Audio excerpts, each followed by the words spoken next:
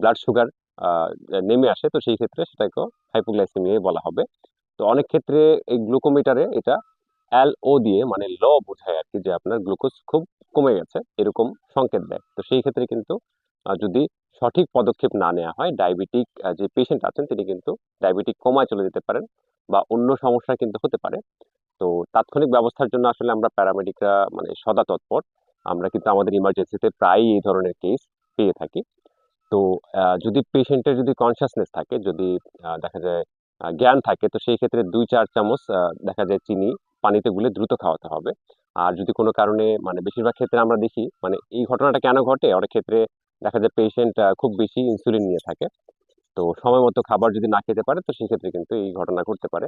আবার অনেক ক্ষেত্রে কিছু পেশেন্ট আছে যারা হচ্ছে খালি পেটে কিছু ডায়াবেটিক অ্যান্টি ডায়াবেটিক মেডিসিন নিয়ে থাকেন, তো তারাও দেখা যায় এটা নেওয়ার পরে নির্দিষ্ট একটা সময় আছে কিন্তু, যে 20 মিনিট বা 15 মিনিটের মধ্যে নাস্তা করতে হবে। তো তারা দীর্ঘ সময় দেখা যায় নাস্তা না করার কারণে কিন্তু অনেক সময় এরকমটা হয়ে যায়। তো আমরা তাৎক্ষণিক দেখা যায় এই সুগারের লেভেলটা দেখা যায় বা গ্লুকোজের লেভেলটা বাড়ানোর জন্য আমরা ডেক্সট্রোজ 25% আইভিতে দিয়ে থাকি। দেন অবস্থার যদি পরিবর্তন না আসে নির্দিষ্ট একটা সময় পরে আমরা কিন্তু রেফার করে দিয়ে থাকি। তো এইভাবে মানে যাদের হচ্ছে কনসাসনেস থাকবে, মানে যাদের হচ্ছে আপনার জ্ঞান থাকবে, তাদেরকে কিন্তু দ্রুত আপনারা 2-4 চামচ চিনি খাওয়াতে হবে।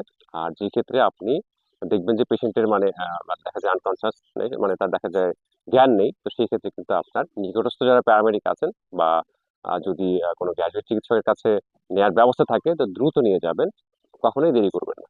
ধন্যবাদ।